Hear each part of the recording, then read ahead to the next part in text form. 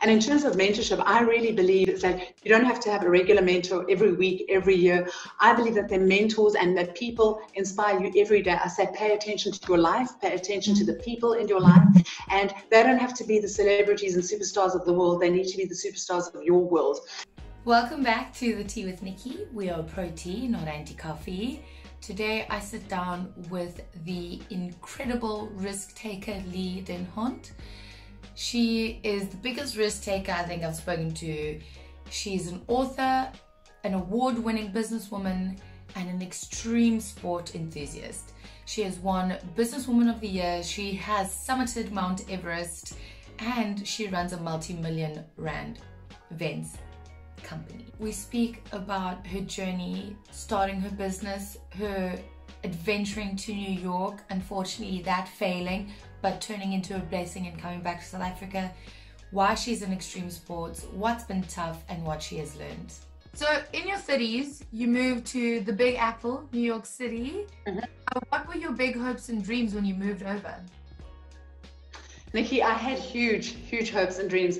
At the age of 30, I had been working for, let's go back a little bit. From the age of 24, I'd been with Adidas, and after Adidas, I'd moved to Nike. It was my big dream to work for the #1 sportswear company, and I'd spent a few years in Cape Town, and then I thought, I'm 29, 30 years old, ambitious and goal driven, I want to move to Johannesburg. And I was working for Nike there, and I hated Joburg. I absolutely hated it. And I thought, well, I've been in Cape Town, now I've done Johannesburg, there's one great city waiting for me, and that's New York City. Anyway, I resigned from Nike because I'm unafraid of risks completely, and I arrived at the Big Apple with this big dream and goal and vision for my life that I'd be working for Nike in Manhattan in New York City. And yes, I had a big farewell party. I told everybody in South Africa that knew me I was going to work for Nike in New York, and everything that could go wrong went wrong. So you say everything that could go wrong went wrong. I know that you unfortunately came under a knife attack when you were in New York City. How did you overcome that mentally, especially?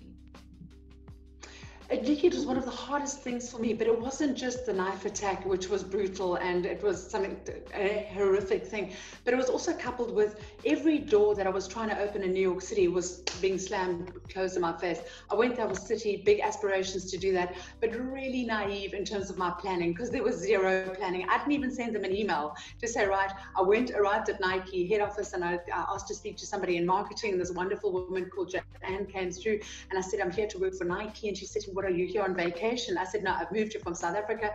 And the bombshells, she just said to me, there's absolutely no positions. You need to go to Portland, Oregon, not New York. So I was at a very low point in my life. Before I knew it, I was working 3 jobs a day just to pay my rent. And I'd been there for the 6 weeks. I'd worked my 3 jobs. I was doing personal training. I couldn't go into a gym because I was there completely illegally. I had absolutely no papers. I was working in a clothing store and I was hostessing in a restaurant. And it was on the 20th of September, it was 12:15 at night, where I was stabbed in my back for my Nike backpack, of which I had $3 in.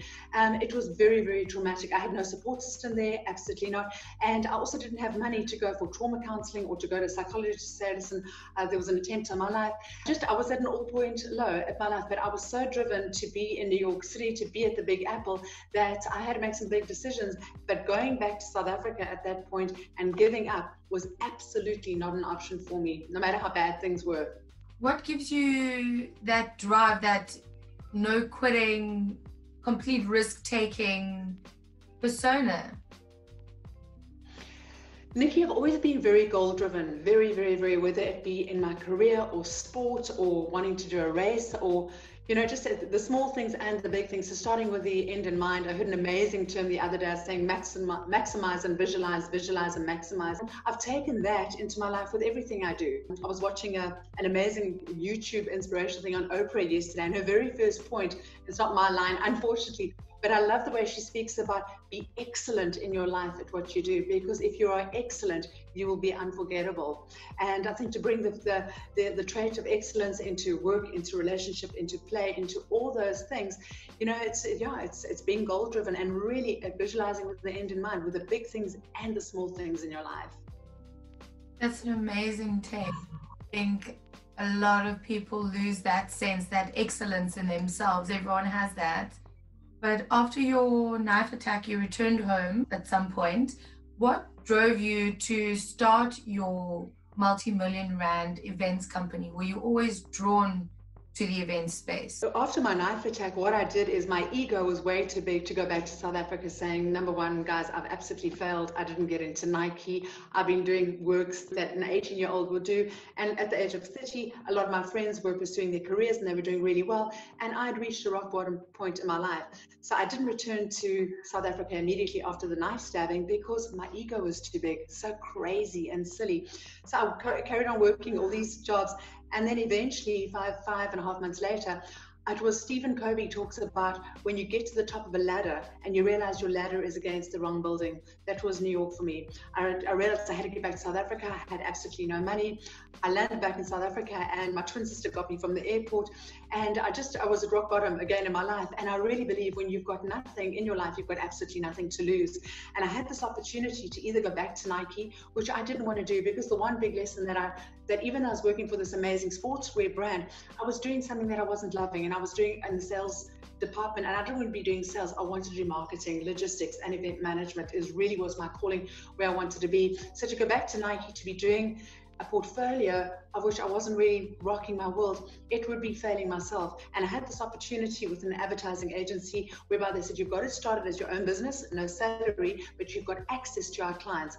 And I looked at, do I go back to Nike and compromise my soul, or do I do something which will eventually take me to something that rocks my world? I love logistics, I love planning, and I had nothing to lose because I had nothing. I had absolutely nothing, Nikki. I returned, I had less than $20. We had exactly the exchange rate in the year 2001. I had 391 Rand to my name. So I had nothing to lose, but only to gain in my life. I feel like of girls my age, I know myself, can resonate with the 391 Rand at the end of the month. Yeah. It's rough. It is. It's tough, but we make it through. But your story is absolutely incredible. What inspired you to write your book? After Everest, I ended up doing a lot of public speaking, a lot of motivational speaking, which I absolutely love. But my big vision was to be a speaker on a global platform. I wanted to go and speak to cities all over the world, not just in South Africa, and I say that with respect. And I remember working with a communications company in New York City, and they had this thing saying, look, if you want to be a global speaker, what gives you credentials is you do need to have a book. And that's where the whole book journey started. And it was amazing. It took me 4 years, and they're very simple stories in there, but the essence of it is the toughest, hardest routes of your life, no matter how tough they are always the right ones. Because I do believe in the grit is always the gift. And that's committing to saying yes to the big stuff, the small victories end up being the biggest gifts of your life. The hardest thing for me that I've ever done was summiting Everest. And I always say that the hardest thing in my life has ended up being my biggest gift. And that is life. So it's saying yes to whatever that is. What inspired you, drove you to get into extreme sports? Because you've done some insane things. Extreme sports. Yesterday I was asked the question, what is my concept on mentorship? And I'm going to bring this in because it just so ties to my first decision to do my first Ironman. And in terms of mentorship, I really believe that you don't have to have a regular mentor every week, every year. I believe that they're mentors and that people inspire you every day. I say pay attention to your life, pay attention to the people in your life, and they don't have to be the celebrities and superstars of the world. They need to be the superstars of your world. And I was at a dinner table one night, it was in 2008, and I was sitting opposite somebody completely unathletic. I didn't even know they did sport. And this woman was telling me about crossing the finish line of Ironman. And I thought to myself, if she can do that, I know that I can do that. And Nikki, I'll never forget at that same dinner party, people were talking about decisions and about making the decision about who you want to be. And they were saying, somebody said, top athletes are top business people, and top business people are top athletes. And I made a decision on that evening in 2008. I wanted to do extreme sports, and I wanted to bring the success of that into my business. And that's why in 2015, I was so proud of winning South African Businesswoman of the Year, because it was achieving goals on both arenas of my life. Extreme sports is, why not? Why not? The human body is unbelievable, because the human body is going to do exactly what the mind tells it to do. 100%. I always get flack, well, not flack, but I say I get up at 5:30 in the morning or 5 in the morning. People are like, what? That's crazy. And I'm just like, but why not? I get an extra hour in my day. I'm awake before, like while the world is sleeping. I can do everything I want. I have that, not even an hour, because 5:30, I only start work at 8. So I've got like 2 hours So I exercise, I read, and then I'm ready for my day. And if I don't, amazing. 5 in the morning, my day it's not the same. It's just not the same. One of the questions that I absolutely love, so I'm jumping ahead, where it says, where do you balance work as well as sport and all those things? Yes. The biggest question is, and I'm sure you'll relate to it, is that what is really important to you? And if it's important enough to you, you're going to make that a part of your day. My running for me is part of, I call it my meditation through movement, is that it's such a part of my day. It's not just about the running, managing weight, but that's why I settle my mind. I meditate, I think about my day, I think about my work, I think about the pitch, running the company, leadership, all those things. It settles my mind, and that just creates a happier, a better, and more settled me. I know you speaking about running now. I know you've done multi-day events. I know you've done Mount Everest. What has been your hardest extreme sport challenge that you've done apart from Mount Everest? The hardest thing for me, Nikki, was something that I thought was going to be the easiest thing ever. And I always say it's the stuff that you can't train for, and I didn't train for it, and also my body had never done it. But I thought it was going to be a walk in the park, and I didn't like it one bit. So I entered this race 2-3 years ago. It's on Robben Island. It's 160 kilometers. I don't know if you know of this race. Anyway, I think there were about 200 athletes. But the big kicker here is, and I'm a runner. I run every day of my life. I do about 140 Ks per week, and you had to walk. You couldn't run, and all my body wanted to do was run. And in 24 hours, we had to do 160K. It was hell, absolute hell. I thought it was going to be so easy, but it was just every muscle in my body was aching. It was just, I think I had a different vision in my mind how it was going to be, and then the reality of those speed walkers, of which I've never done, and their bodies are absolutely incredible. It looks like such a strange sport, but these guys are machines. I realized 100% I'm not a speed walker. I'm never going to be a speed walker, and running around or speed walking around Robben Island for 24 hours to do 160 Ks. No, it was not pretty. It was not good at all. Just tough, wow. Very tough. The beauty though was watching the sun go down and watching it rise on that island was magnificent, but the pain was extreme. I can just imagine. And obviously, being an extreme sports athlete, Mount Everest is on the bucket list, so to say. But why did you decide that you wanted to do Mount Everest? Mount Everest, as you know, I run an event management company, and we use inspirational speakers all the time.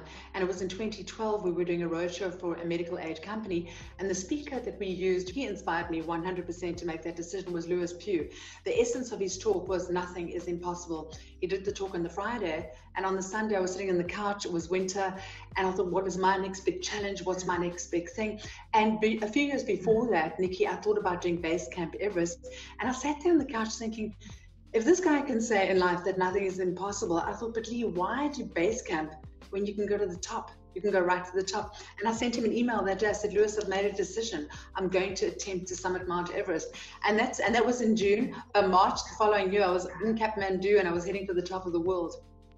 Wow. Yeah. I just want to know, because they always, all the rumors fly about Mount Everest, that you get close to the top and you see the people who unfortunately passed and didn't make it. And are there bodies on the way up Mount Everest? Did you see them? There are 100%. There are two routes to get to the summit. There's the south route and there's the north route. I went the south route because they say it's not as cold, even though it was minus 34 degrees. And they say it's less technical. Yeah, no, it's just freezing. They say it's less technical. And I'm not a climber, not at all. I'd only ever done one mountain, which was Kilimanjaro. Big difference, Kilimanjaro is 4 days up and it's 2 days down, whereas Everest is 2 months on that mountain. So I was always going to choose the easier and they say the less cold route, which was the south. All the dead bodies are on the north side. So I was fortunate, I didn't see any dead bodies on our side, but they say there are over 300 bodies that lie on Everest. Yeah, we had, when I did Everest in 2013, there were 9 people that died. Wow. That's, I can't imagine. It must feel so surreal for you, because you feel so proud of yourself for making it, but then there's people who've lost their lives, and obviously you feel like, thank goodness I'm not one of them, but then your heart breaks for them, being like, yeah, absolutely.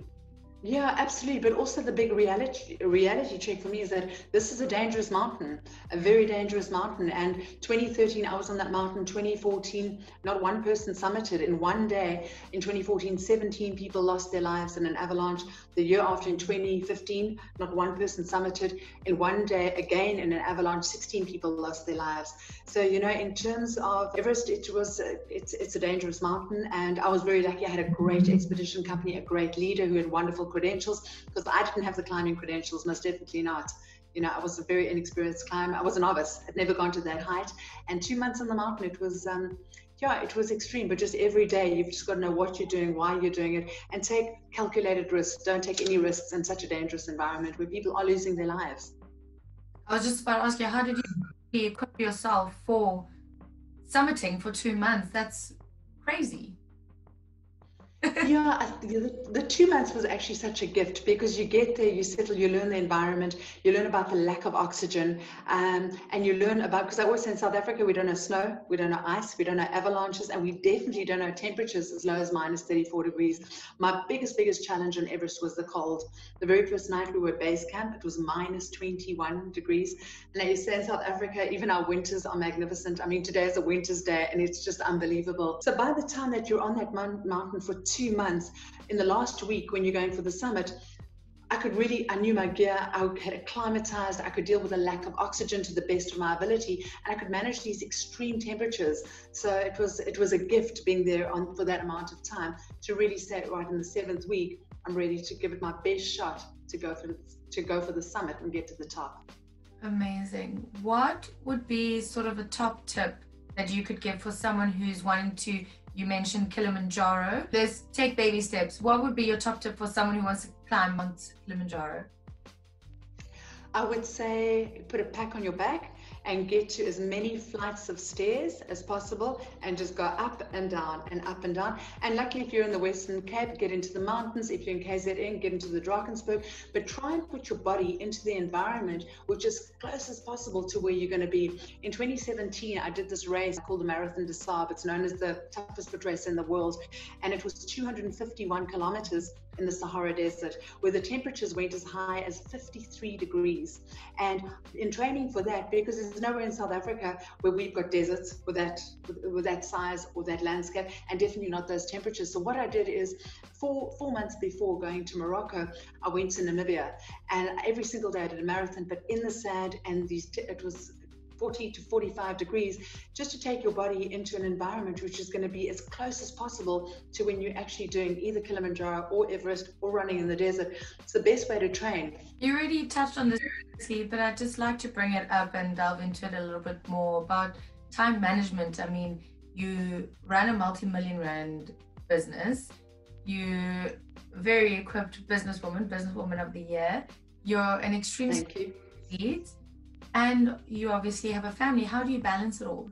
They say the beggar and the billionaire, we all got 24 hours, 100%. And it's how you manage your time and how you plan your time. But essentially, the big question is, what do I need to achieve in my day? If it's business-wise and it's a pitch, I know exactly what I've got to do, sit with my team, sit with my suppliers. And that's always a deadline, because we know I've got a big presentation. And then really saying what's important to me, and especially if there's an endurance event.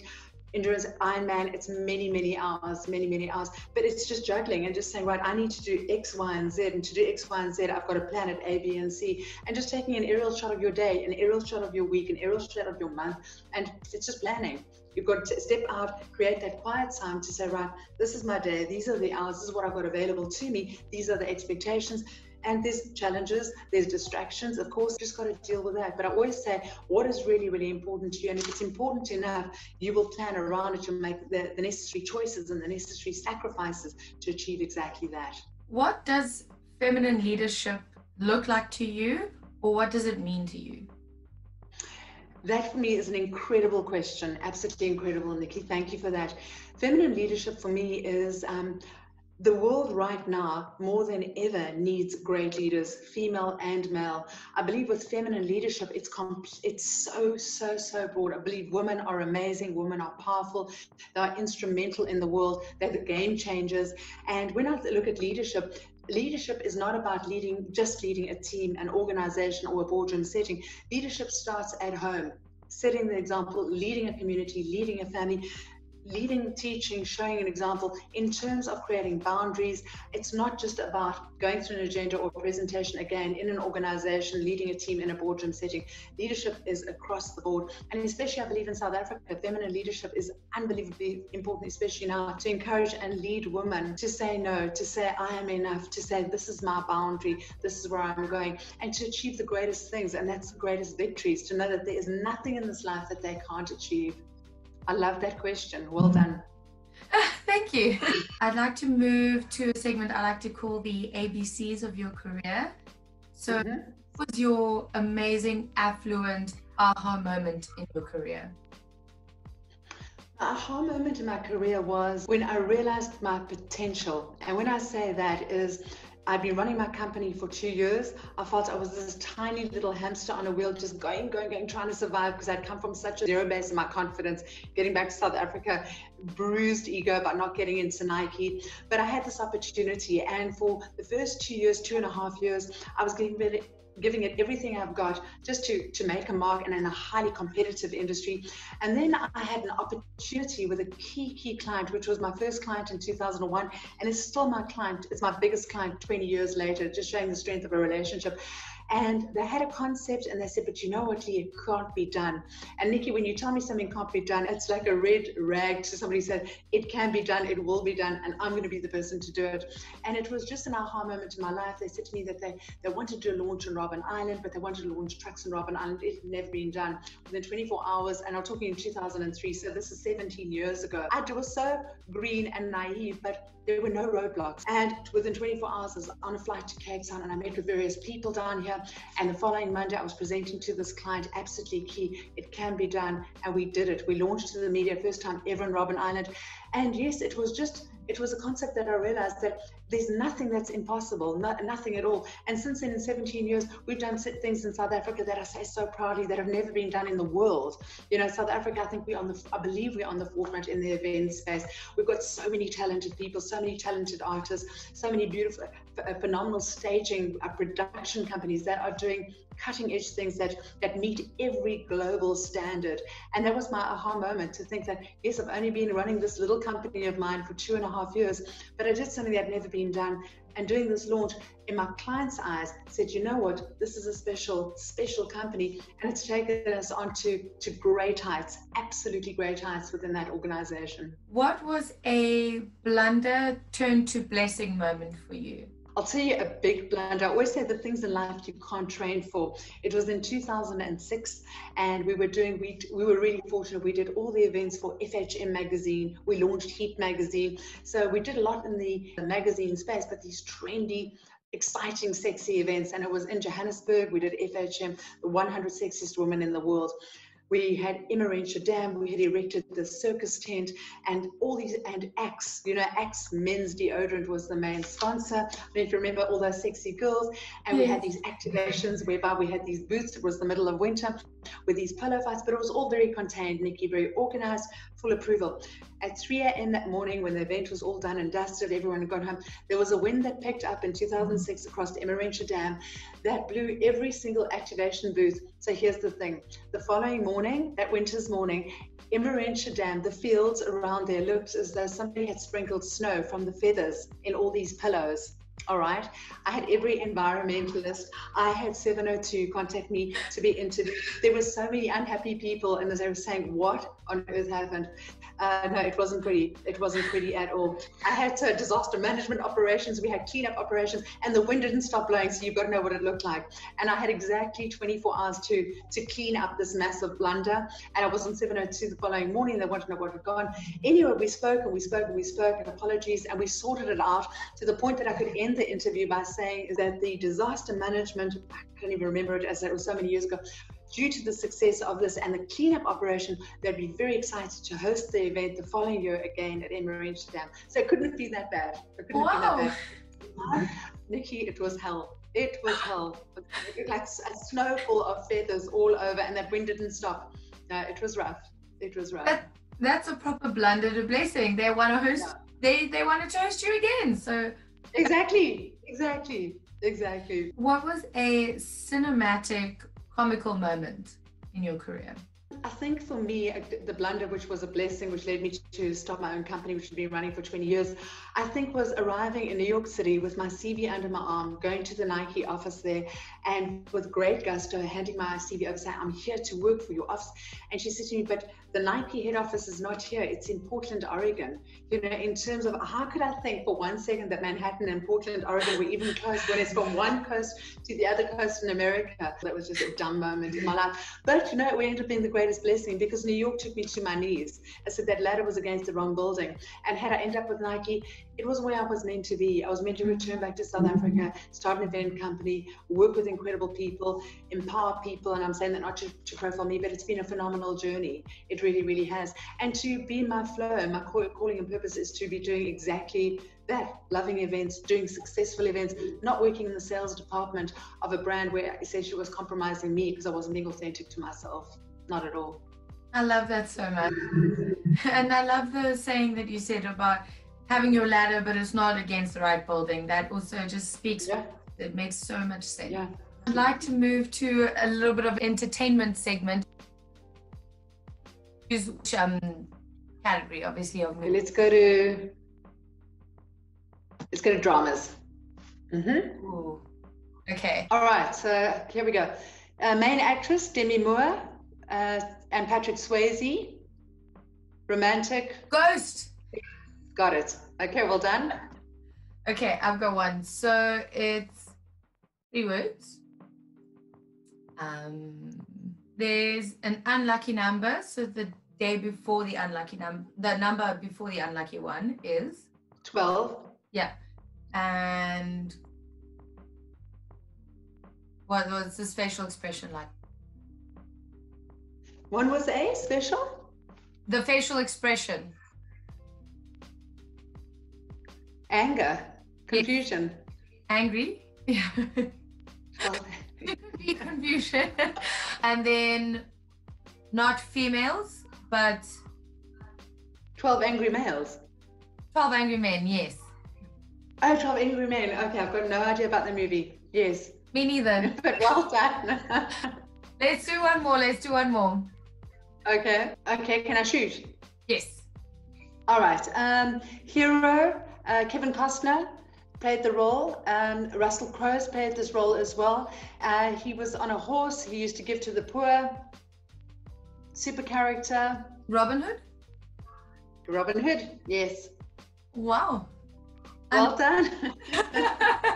So, easy one is when in Egypt, ancient Egypt, they used to bury people, and what were they? Oh, tombs. Tomb Raider. No, the people. The tombs. Called? A sphinx, a mummy. Yes, so the mummy. Mummy. Okay. And I'd just like to close off the interview with a quick fire round, something that you haven't seen the questions for, you haven't been able to prepare for. Just shoot off what goes from the top of your head. Apart from your extreme sports, what other hobbies do you have? I love spending time with my family. I love going to movies. I enjoy music. I love just being at home, love being at home with my animals. I've got 2 miniature schnauzers, Sharu and Brooklyn are their names. What's your favorite movie? What my favorite movie, and I've seen it so many times, is The Moulin Rouge. Oh, good choice. I love that. Yes. Yes. Nicole Kidman, everyone's heart breaks, let's be honest. Yeah, no, she's amazing. Are you a morning person or evening person? It depends. It depends what needs to be done in the day. Because those mornings start very early and it's just get up and go and just got to get through everything that needs to be done. What's your favorite genre of music? I think such a great question. I think the 90s. 90s. Oh, I love it. And if you could have dinner with anyone in the world, who would you have dinner with?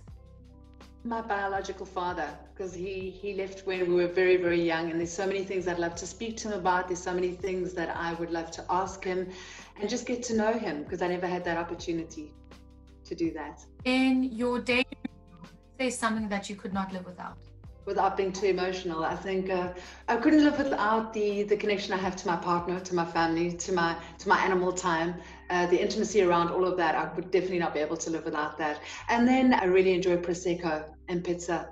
Couldn't live without that. That makes me so happy. Prosecco and pizza. Yes, I'm quoting that, and everyone's gonna run. That's the stairway to success. Not to success. Prosecco and pizza. There we go. Both Italian. Italian cuisine is the best. Exactly. Put it out there. It is. Yes. Awesome. Thank you so much, Lee, for taking the time out of your Sunday to speak to me and sit down with me. I really appreciate it. Your insights are amazing. You've given me such a drive. I want to go and climb Mount Kilimanjaro. I've been wanting to do it actually for a while. My step Gotta do it. It's like, let's go and do it. And I said, okay. So now I think I'm going to go and make a plan and want to do it. 100%. And Nikki, thank you for having me on your incredible show, and keep doing what you're doing. I love that you've shown initiative to create this platform. I hope that you are left inspired.